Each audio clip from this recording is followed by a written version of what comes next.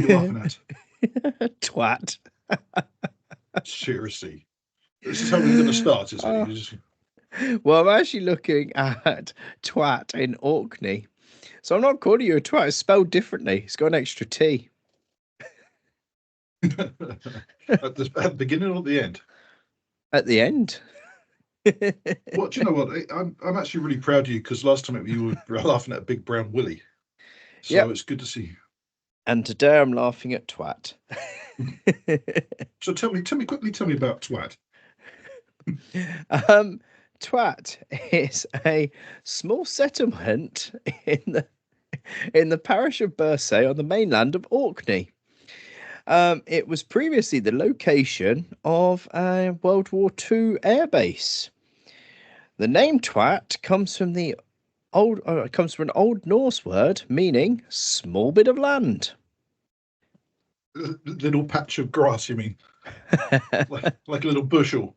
You've somehow turned this around from it being just you shouting twat to trying to sound like you're being educational. Yeah. Well, you can't take packages into twat. No? No, you can't put your package there because the post office closed in 2002. So you can no longer put packages in twat. But the main thing is, how close is it to the coast? 3 miles. Okay, so there probably was plenty, back in the day, plenty of seamen in twat. Plenty of seamen in twat. Right, that's enough of that. Now shut up and play the music before it gets too bad. Play the theme tune.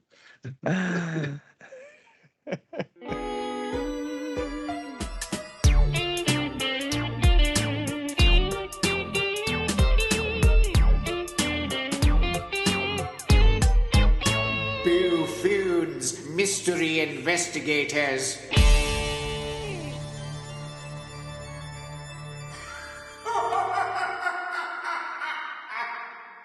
Welcome to the Boo-Foons Mystery Investigators. I'm Dan.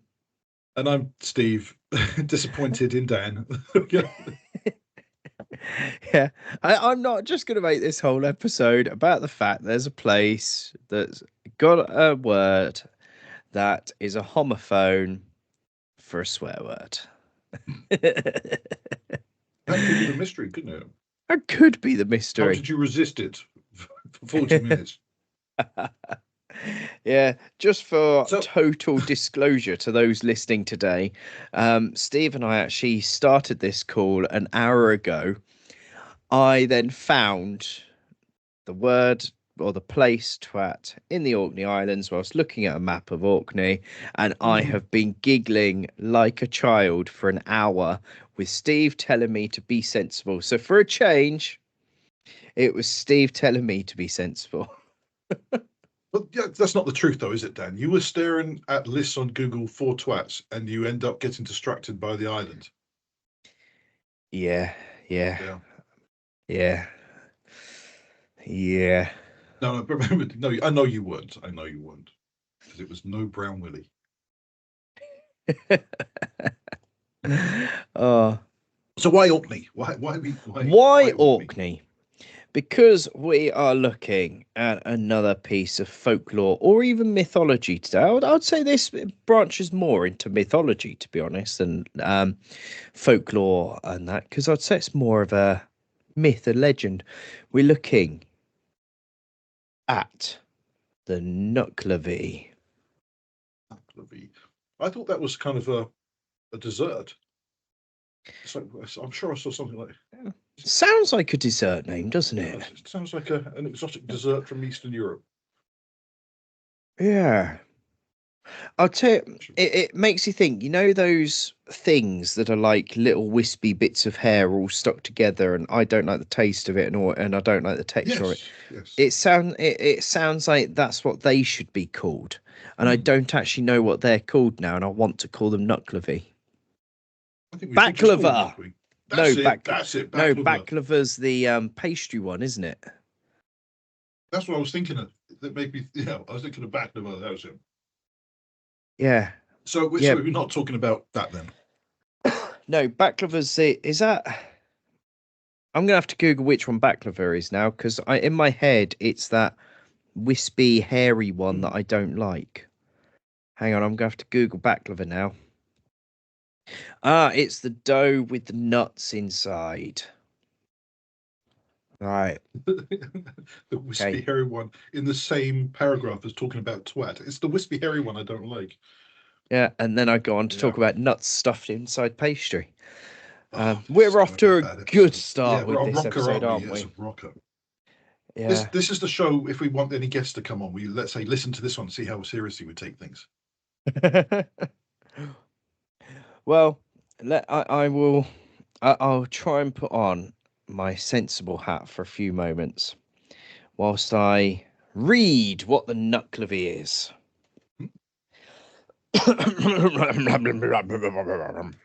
That's me clearing my throat to be sensible, you know. Well, sorry, while you clear your throat, I'll clear my plate. So I'm just going to sit back a bit while you talk. The Nuckelavee is the most malevolent of the demons in and around the Scottish Islands, without any redeeming characteristics. In summer months, it was restrained in the depths of the ocean by the deity known as the Mithra of the Sea, a unique and solitary creature possessing extensive evil powers. It can influence events throughout the islands. The Nuckelavie's breath was toxic, could wither crops, cause droughts, and cause disease, famine, and plagues in both livestock and humans. The Nuckelavee hates the smell of burning seaweed used to create kelp. This will enrage the Nuckelavee, sending it into a fit of anger. Once enraged, he would kill fields of cattle, and the only person that can stop him is the Mithra of the Sea. Scary. Is it really scary? I mean, it does seem like an alpha predator here, and I've never heard of it. Yes. Well, British folklorist Catherine Briggs calls it the nastiest of all the demons of Scotland's Northern Isles. This is a really good podcast, and as you sneezing at me eating, it's the worst thing. Oh, I pressed mute on my microphone? Did it not mute it? No, it worked. I just saw you must fall off your chair. I thought you were having a stroke. Okay. I was going to say I pressed mute on the microphone, so you should have heard me. It should have been the thing. But yes, Catherine Briggs is a British folklorist who, she's dead now,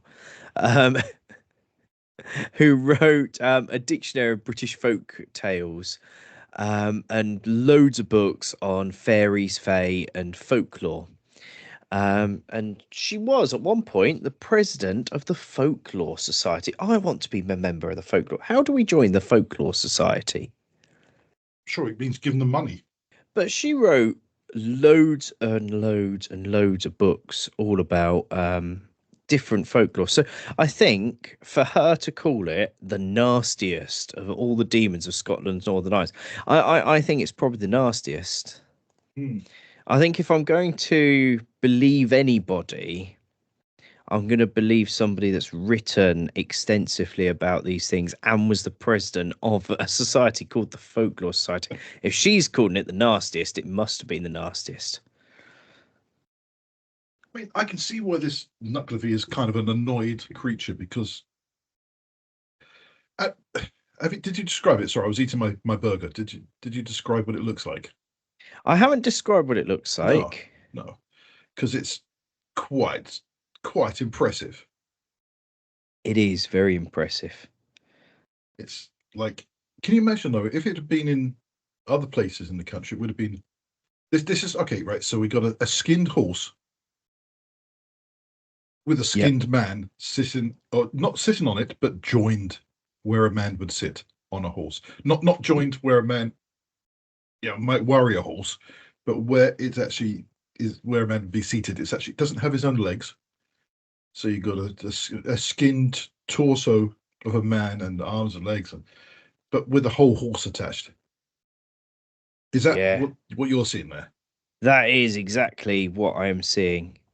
But the legs are also part fin-like towards the bottom, bit like a fish.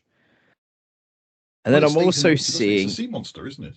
a single giant eye which burns with a red flame. I'm seeing that as well. But then it's interesting because in some illustrations I'm seeing it with 3 eyes, where it's got the 2 normal horse eyes either side of its head and 1 in the middle of its snout. But then I'm seeing other images where it is just 1 eye. And then I'm seeing other images where it's 1 eye and then 2 sort of what look like fake eyes or something. And don't forget the human part has eyes as well. Yeah. So technically it can have 5 eyes. Yeah. But all the eyes are eyes. red flames, however many eyes you want to say. They're burning with this bright red flame. The humanoid with a large head is merged along the back of the horse body like a strange centaur. The most gruesome detail is it has no skin. Black blood courses through yellow veins, and the pale sinews and powerful muscles are visible as a pulsating mass. Some reports claim that he is simply a very large head on 2 small arms, with all the other characteristics mentioned above. Yeah, I can see why I'd be annoyed. Yeah, I'd be quite annoyed if my life was just a skinless, So it's muscly got longer thing. arms than normal. I'm assuming longer arms than a normal person, even though they're apparently sprouting from the horse's back. I mean, how normal is that? I mean, what's a normal length of an arm that sprouts from a horse's back? Okay, that's just one thing I've just noticed. But also, it wilts crops and sickens livestock. Doesn't sound very threatening, does it? A bit annoying. Clarkson's put up with that on his farm. Apparently, not only does it kill animals, it can also drive them over cliffs into the sea. I think that's just been careless animals because they just tend to wander wherever they want. I think it's just trying to. Apparently, any area of unexplained destruction, such as collapsed cliffs, is always attributed to the Nuckelavee. So if we ever go to Orkney and accidentally destroy something, all we've got to do is go, it was the Nuckelavee. Nuckelavee did it. We know nothing. It was the Nuckelavee. So when was it first sighted then? Are there any sightings? Or when did the stories first? No one's going to cite it because it's not real, because it's folklore, isn't it? It seems as if the first sort of mentions of it written down are in the late 19th century. However, that is attributed to the fact that around that period of time, people started writing down folklore stories. And the recorders of that used inconsistent spellings and usually anglicising words from other cultures.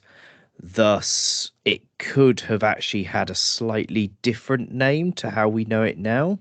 So they believe that Nuckelavee derives from the Orcadians, that's the name of a person from Orkney, Nuckelavee. And according to Orkney resident and 19th century folklorist Walter Trail Dennison, it means the devil of the sea. There's a similar demon in Shetland called Muckelavee, so it's an M instead of an N at the start, where it's considered a nasty sea devil. There's a lot of angry demons in a very small place, isn't there? Yeah. Samuel Hibbert thinks that it's. What was that? That was my Dr. Hibbert impression. You've got cancer. I can't really do it. You know, Simpson's the doctor. He always diagnosed somebody with terminal cancer and laughs. I know who you mean now, but that was the worst Dr. Hibbert impression I've This is heard. why I don't do voices. You're the one who does the voices. And I haven't seen The Simpsons for about 10 years, so I wouldn't even know. It was more like ho, ho, ho, Father Christmas. Yeah, same kind of thing. I always thought it sounded the same. Which is quite... Oh, let's hear your one. I always thought Dr. Hibbert was more of a hee hee hee hee hee. I thought it was more that. We're gonna have to terminal or non-terminal. Yeah. Yeah, we're gonna have to Google Dr. Hibbert's laugh now, just because we both now. Yeah, I might now look like an absolute arse because you may be No, it's closer gonna than be me. me. Yeah, it's more of a hee hee hee hee, or at least in the clip that I just clicked on. Samuel Hibbert thinks that the Nuck in the Nuckleavee's name is similar to Nick, as in Old Nick, which was a name given to the devil in Christian belief, and also linked to the Latin necere, meaning to kill. So I think it's halfway between necere and Nick, meaning making the knuckle bit. Okay, what about the leave? He didn't give a suggestion for that. Yeah, because they're just making it all up, aren't they? I'm an expert. Yeah. I can say anything. I've written this on my CV. Look, I'm a folklore expert. Maybe we should write. Maybe we should add it to our CVs. Yeah. Just make up stuff and. Yeah. So that's where it was first written down. Was the 19th century. However, the origins are suggested to go right back to when the Norse first settled in the Orkney Islands. And they think it's actually a mix of Scandinavian mythology and Celtic stories combined together. There's a lot, isn't there, from that part of the world? Yeah, and they on each other. Because they seem to think it's got links to the traditional Celtic water horse with elements of Scandinavian mythology thrown in, because it was to provide explanations for incidents that islanders were otherwise unable to account for. So the myths were based upon the natural elements, and the changing sea. So basically, what we're saying is the Nuckelavee is another type of boggart. Case closed. There we go. Another boggart. Yeah. It's a boggart. Case closed. That's it. A short episode today. That is now a Saturday episode. Bye. We figured it now. Bye. Bye, everyone. You haven't told us about the mither of the sea now. You can't just mention the mither.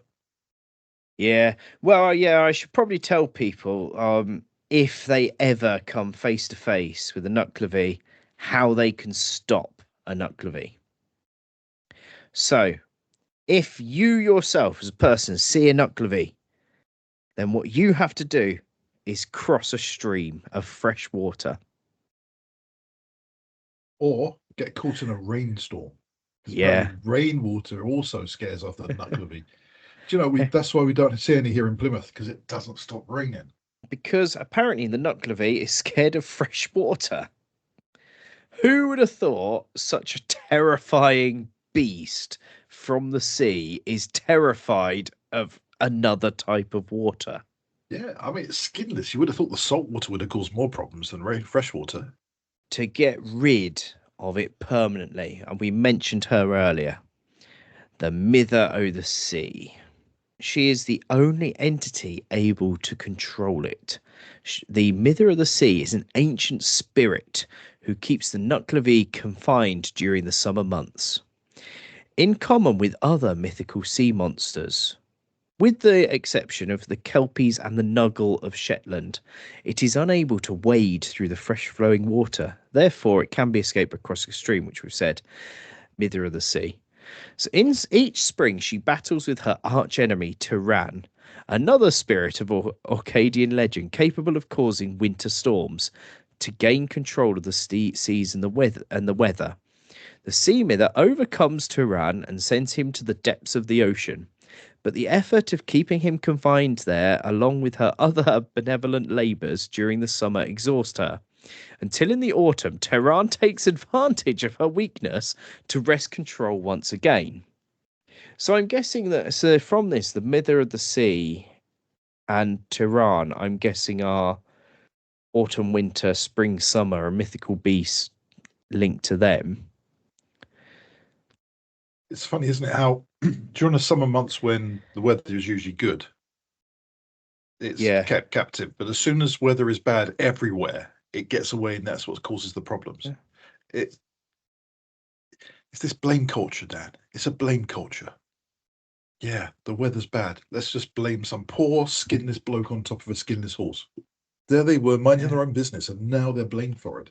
Well, so she, as the Mother of the Sea, empowers aquatic creatures with the ability to reproduce. She warms and calms the seas and instills a softer song-like quality to the gentle summer breeze. So basically, she represents spring and summer. Turan represents autumn, winter, but also at that point, because she's then tired, the Nuckelavee is able to then escape alongside Turan.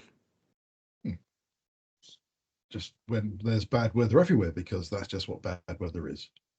It's great. I mean, I can see the story when it goes back to pre-1500s. So, yeah, it has been going for a long time. And it's that usual thing of no one can explain why the winter is rubbish. Yeah. So it has to be supernatural. There has to be a character here that comes out. So Mither is a Scots term for mother, so she's the mother of the sea, and Turan is local dialect meaning anger.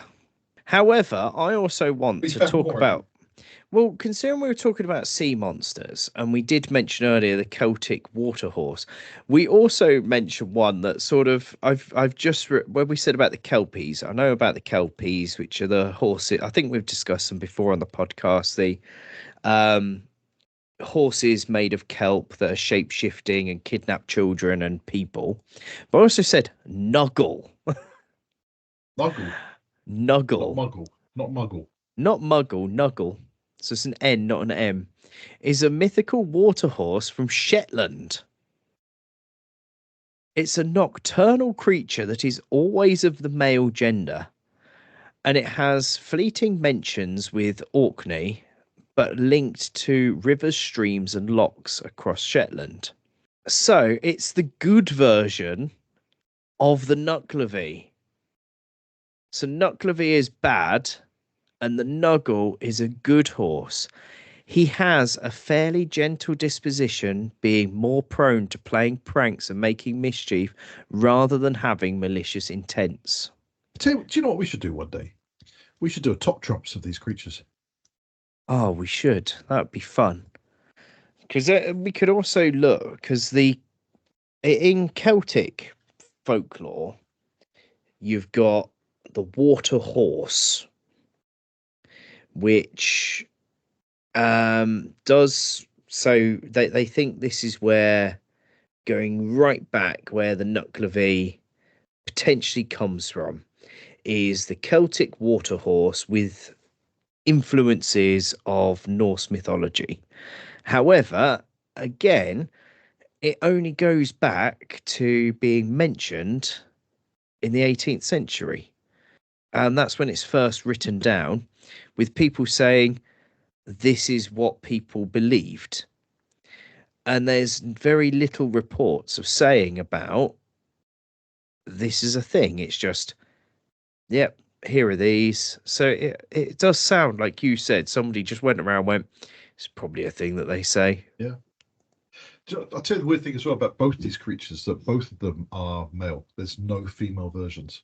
I'm not just, presuming the gender, but there's no female versions of either of these. And I've just done a look, and there are no female water horse spirits for some reason.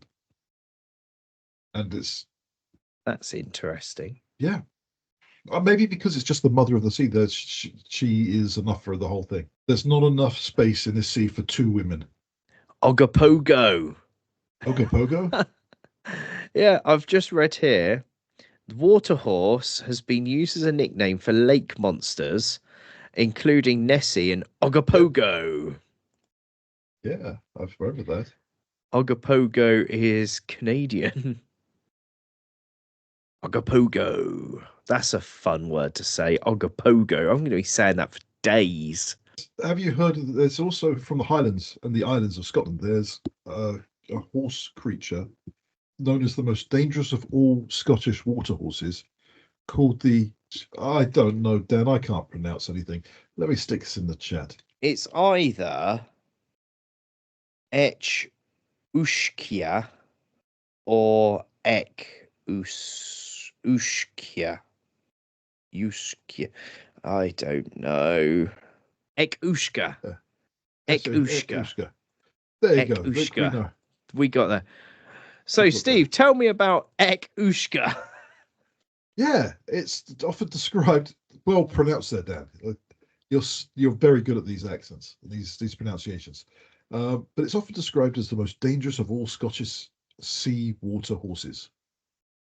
I don't know why I said sea, because I just meant water horses. So it lives in sea lochs, coastal waters, deep inland lochs. It can appear as a horse or a handsome man or even a bird. And what's the name of the bird? The bird? Orville. Anyone who touches it becomes stuck to its skin, and it becomes gets dragged underwater. And it's more powerful and more predatory than the kelpie. But obviously going after women, this one. Get another male. What? You're also clearly reading a different version of the story as I am, because it tells you what the bird is. I am no. I have no idea what the bird is called. What is the bird called, Dan? Boobry. Boobry. Hang on. So it's a male handsome man or a female bird? It's boob and then R-I-E, so boobry. Okay. Do you want to do a search to see if you can find booberries anywhere near Twat, or are they just a bit north of Twat? However, it turns out it's a mythological shape-shifting bird, the boobry. Is it? It's not real. It's unlike not real. Everything else we're talking about. Yeah. There are birds, aren't they, called boobies or something? Yep. Yep, thought so. And tits. Tits, and yep. Sorry, there's also cocks in there as well. Yeah, it's the booby is the blue-footed booby. That's the one that always makes me laugh. Blue-footed booby. Is that, again, northern coast of Scotland where it gets very cold? Well, we are now an ornithological podcast talking about the blue-footed booby. But this one, like you said, the Ek Uski, I've forgotten how to say it again. That's good. It's close enough. Like you were saying that there's this waterhorse. Apparently, it's often mistaken for the kelpie because, like the kelpie, it's shapeshifter, and you stick to it. But this one is more of an actual. Whereas the kelpie is obviously made of kelp, this is looks like an actual horse or a person. Yeah. So this is flesh. I'm assuming it will capture people by jumping on its back. But do they jump on its back in which form? The horse, the bird, or the human? The handsome man? Which one gets mounted to drag you back into the sea? Who knows? Write in the comments below, which one would you rather mount? The horse, the man, or the bird? To drag you into the salty water. Damn. Yeah.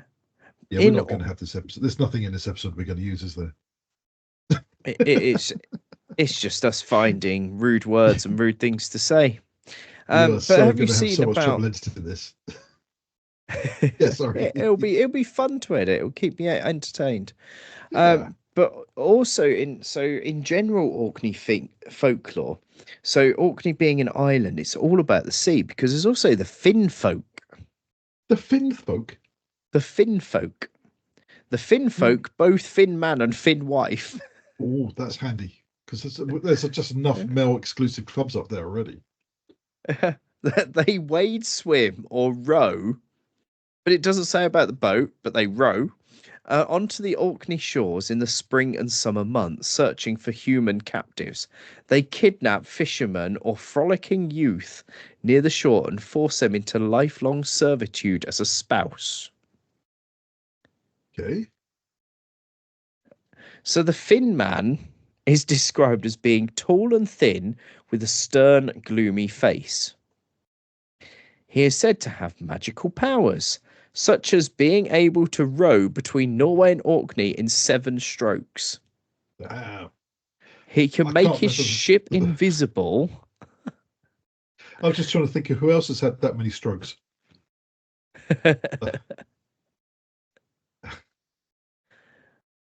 Sorry. Yeah. So he just rocks up, kidnaps a young, frolicking, youthful woman, or kidnaps a fisherman and goes and marries them. The Finn Man is said to be crafty and ever prepared to cheat men out of their silver or their wives. Now imagine that, rocking up and going, "Excuse me, I'm here to see your wife." Oh, geez, no, I meant silver. I'm here for the silver. Yeah, your wife's ugly, mate. I love you, silver. You know, is that how he decides between the silver or the wife? You know, or is there another way? Yeah. But then the Finn wife Yeah. her life. She lives as a beautiful mermaid, bent on acquiring a human husband. If she succeeds, she takes him to live with her in Finnfokahim, or on occasion, in some stories, goes to live with him instead. If not, the Oh, so Finn cute. wife must take a Finn man husband and is made to go ashore and work as a healer or spinner by her husband, whom she is forced to send all of her silver home to or risk a terrible beating. She often owns a black cat that can transform into a fish. They have two. I've reached my usual just big sigh part of the podcast, where it's like I just don't know. Some things just that, just a wave of nonsense coming at me. It's like Yeah. I don't know which one to look at. Which wave of nonsense do I avoid? Well, they have 2 homes: the underwater world of Finnfokahim, where they live in the winter, and in the spring and summer, they live on the island of Hildeland, which means the hidden land. And it's an island that is invisible or hidden and surrounded by a magical fog.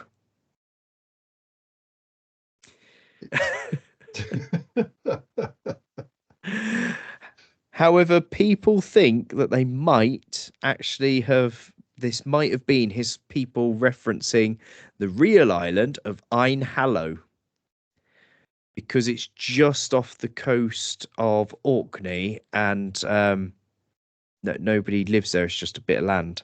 So they wonder whether that was foggy enough that people would look and go, well, "That's where they live, on there."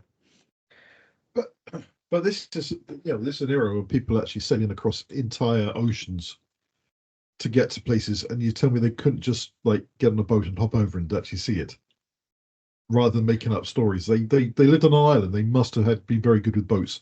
They could have just gone there. Oh no, it's just Yeah. an uninhabited island. Whole Finn wife and Finn man thing. If the Finn wife has to marry a Finn man because she can't kidnap a human husband, her ugliness increases in increments of 7 years until she becomes a hag. Okay. Yep. I'm not going to make any comments at all. There's sometimes I know not to say something, and this is one of them. And I'm then not going to. should I just move over to the Trows, which are the mischievous, Trows? small, subterranean, fairy-like beings that live in both Shetney and Orkney? Do you know, when you said that, I just thought of you're going to burst into Donald, where's your trousers? Donald, where's your trousers? I'm assuming we're not meaning those ones. Where are those trousers of yours? Yeah, sorry, go on about the trews. I was trying to figure out if my webcam was located somewhere else then. I thought it'd fallen off the table. But yeah, the Trows. That's why we were talking about twat. It's just cold in the house, yeah? Yeah. Just Sorry, cold. God. It's Cold. just cold. It's just cold. So the trolls are influenced and have a lot of similarities to Scandinavian trolls. So like a lot of what we're looking at with the Orkney, it's all has Norse origins, and they're known as the Grey Folk. They're nocturnal, live in hills or mounds, which are called Troinos. And they are known to steal food, milk, and kidnap people. Everything is about kidnapping people. They're depicted as small, ugly, with long noses, pointed ears, and dressed in grey. They're often mischievous tricksters, though sometimes dangerous. They love music. Kidnapping is more than just mischievous.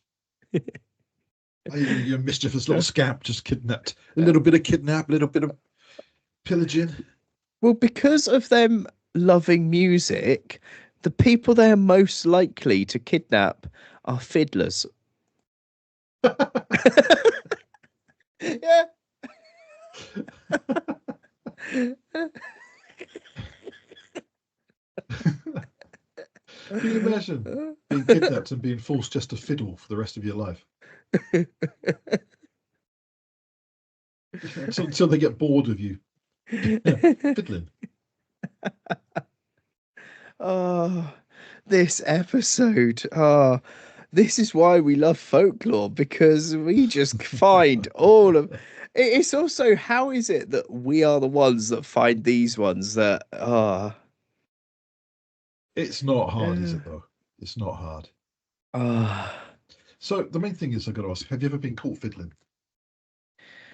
Well, there was this one time where I was just minding my own business, and I was just fiddling.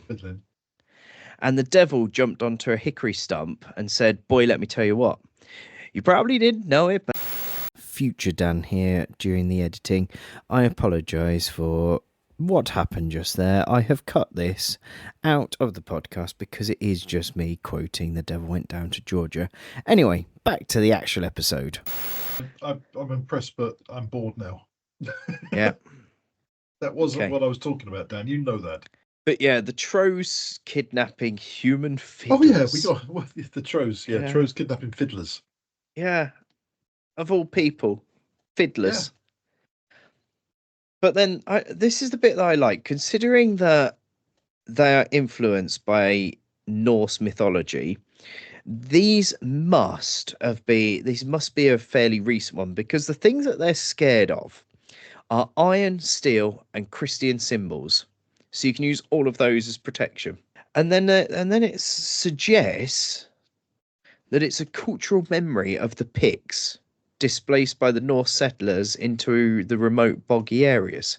But then you've also got other types. You've got the Hogboon, which is the mound dweller, originally referring to the dead living within its mound, the tumulus, akin to the revenants like the Drowers. And then there's which there are, right, here we go. It is linked to White's Nissar Brownie and the Lincolnshire Shagboy and the Norwegian Hogbond. Okay, so let's go through this slowly. So are these still the people like fiddling?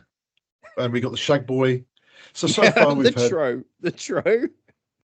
So again, can we find the fiddler, the Shagboy, anywhere near Twat? Well, the Shagboy is from Lincolnshire, so saying it's similar to the Lincolnshire Shagboy. I'm sure that there must be a Twat near Lincolnshire. Shagboy is a term from Lincolnshire, referring to a ghost or a hobgoblin. Really? A spirit or goblin associated with or a variation of the shag foal, or similar boggart tales. Boggarts again. So Shagboy is a boggart. So going back to the Trows, these fiddlers, after they've kidnapped them, they eventually release them after many years. But as soon as they enter the outside world, they turn to dust. And if they don't turn to dust, they choose to kill themselves. So what is happening to these fiddlers? It sounds like they're being abused. Yeah. And if they're turned to dust, they've obviously got no fluid left in their body. Yeah. Yeah. They've been drained of everything by their trews. Yeah. Oh, who knew that Who knew? just starting off with the Nuckelavee would end us up with all of these wonderful Orkney and Shetland stories. I so badly want to go there now just because these stories are fantastic. Anyone who can think of stories like these has got to have a rich storytelling history. You see, I wonder, is it actually, like you said, like with a few of them, they appear in the 19th century because people have started writing them down. Is it a case of somebody just went, those islands over there, nobody hardly goes over there, nobody really talks to people over there, I'm just going to write whatever I want about it. And then over the years, people have looked back, like somebody that's from Orkney has gone, oh, look, somebody's written a book all about what our ancestors thought. And then they've picked it up and gone, oh, yeah, these are the things. Yeah. And I think the other thing is that, like I say, again, that story of the age-old story of people not understanding seasons and drought and pestilence and plague and all the bad things that happen, and they make up stories to explain it. But also it could be a degree of the nursery bogeyman as well, and that's telling stories to keep people away from things. You tell the kids if they get too close to the sea, they could get dragged off into the sea. You know, if you go over to that island, which you shouldn't really be going to because no one lives there, you know, that's where all the monsters are. They'll get you. Yeah. And also, keeping people under control. If you're living on an island, you're going to have, and it is going to be mainly men, especially of this time period. And to be fair, today, fishermen going out on a boat sinks. How do you explain it to your kids? Yeah. Oh, yeah, the monster took them. Yeah. You know, so that would be better than they got drunk. He got drunk and drowned. Sorry, kids. Yeah, and fell off the side of the yeah, fell off the side of the boat. I mean, it is, to be honest, if that's a better story that you could tell your kids, and it's just like it happens. It was a mermaid. It was, it was something much more, much more interesting, much more. Yeah, you want it to be something that your kid's not going to be crying like, why does just nonsense happen? But if you know there's a big monster out there, yeah, hopefully, and of course your mum wouldn't want you going there anyway, would they? So they try to scare you away. They don't want you to turn into fishermen and die as well. Well, I've found two more, but these ones come from Shetland, which is obviously further north. So a lot of these are similar that we've been looking at, Shetland, Orkney. Here are two that are unique to Shetland, which Shetland does also have a twat on it as well. Hey. So you've got the Wolver. Is a benevolent creature from Scottish Shetland folklore, described as a humanoid with a wolf's head and a hairy body. So kind of like a werewolf. Okay. However, the Wolver is a reclusive, peaceful figure that lives in a cave, fishes for food, and leaves fish on the windowsills of poor families. Oh, that's nice.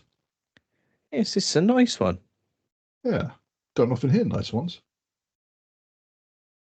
Just imagine there was somebody walking around just deciding to leave fish on neighbours' houses, just so they wake up and just to smell the rotten fish. And they said, "Oh no, this is really nice." It's like, no, just trying to. They just want to leave the stinky ass fish next to you. Yeah, I quite like that one. Nice. So that's a nice one. Are there any other nice ones? Well, I was looking here, and this sentence has made me laugh. Folklorist Brian Smith argues that the Wolver is fictitious. No. Really? How could you suggest such a thing? And he thinks the creature was solely created. No. Oh. Really? However, he is saying that there was no such thing as the Wolver, that it was created in the 19th century for the stories. He's And such the a reason cynical why bastard. he's thinking it was made up by somebody who went over there is because there's a hill called Wolvers Hall, stating that Wolvers Hall was actually named after a fairy and not another being called the Wolver. Hold a second. Then he believes that one. Yep. That's his So- choice. Yep. Okay, so he's literally picking fairies over. Yep. Sorry, So bro, I'm just doing the sigh again. Yeah. Oh, these academics, eh? Anyway, going back to the Shetland Islands, after Wolver, who, yeah, we've got the story of Herman and Saxa. These are giants from the island of Unst, where they were rivals. They lived on opposite ends of the island. Herman on Hermaness and Saxa on Saxa Vord. They were sworn enemies and would throw huge rocks at each other across the water. So they really hated each other. Both of the giants, Herman and Saxa, fell in love with a mermaid who challenged them both to a swimming competition to the North Pole in order to win her love. Neither giant could swim, so they drowned. That's the end of the story. Neither giant could swim, so both drowned. So Saxa's bar, which is a sunken rock, and Herman's Heliac, which is a flat rock, are all part of the battles of Herman and Saxa fighting. Muckleflugger and Outstack are also associated with rocks thrown by them. Muckleflugger. That sounds like somebody trying to swear who doesn't swear. Apparently, it's Britain's most northerly lump of rock. So the tale originates from the northernmost part of Shetland, with Herman S National Nature Reserve now located where Herman lived. Herman lived. Okay, he lived in Muckleflugger. Well, Muckleflugger was one of the rocks that was thrown in the battle. Oh, okay. But Herman now lives in what is now the nature reserve. There's also, so as well as Muckleflugger, there's Little Flugger. They take their names from the Old Norse flugi, meaning cliff island.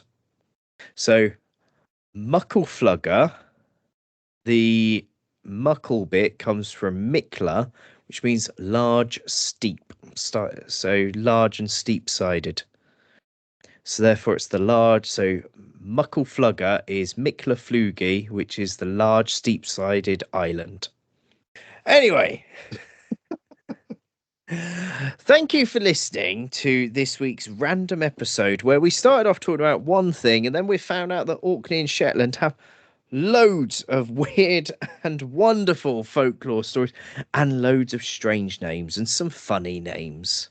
So thank you for listening. Twat. I hope nobody gets offended by that. We're going to have to beep that every time now. No, because we just It's make a place, sure everybody knows that we're talking about the place, and it's spelled Actually, TWATT. Yeah, but that time I was calling you a twat with only one T at the end. And I'm sure you called me that at the beginning, so maybe those two should be beeped out. No, because you asked me what I was laughing at, and I told you I was laughing at twat. No, you just, okay, I just thought you just called me a twat. God, people don't like that word. At least you don't say moist. Let's go next week. We're just going to mention moist constantly. Moist. Well, to be fair, a lot of the folklore things that we've spoken about today, they live in the ocean, so a lot of them are moist. Yeah. And there's a lot of fiddling, and that can be pretty moist as well. Yeah. And then we're talking about Prince Andrew.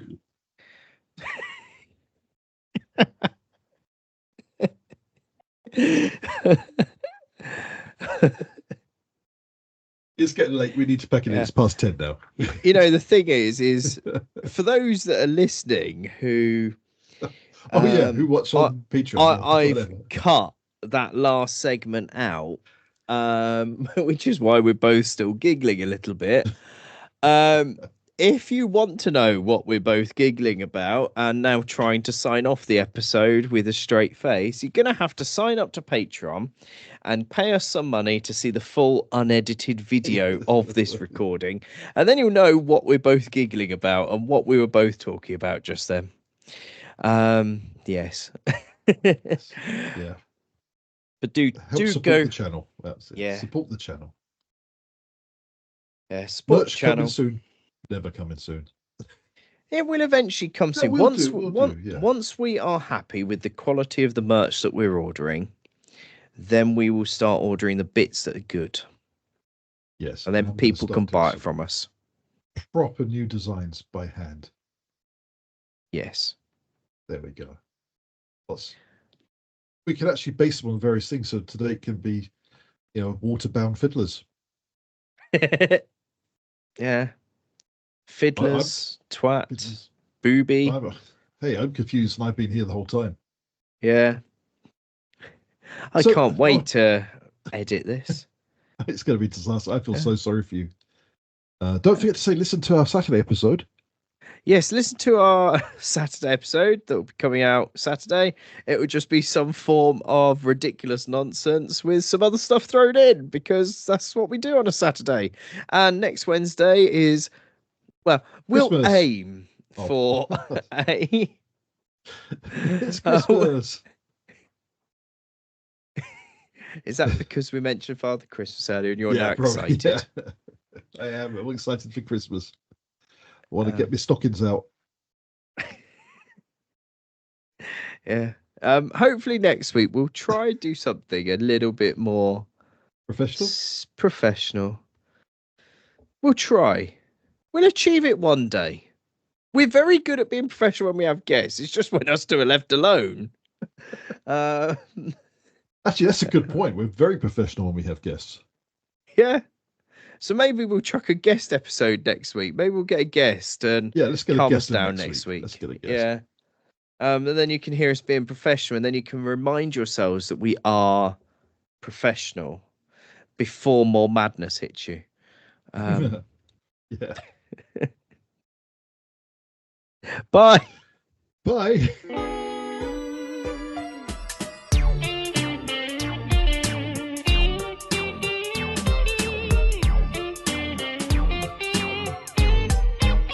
Boo-Foons, mystery investigators.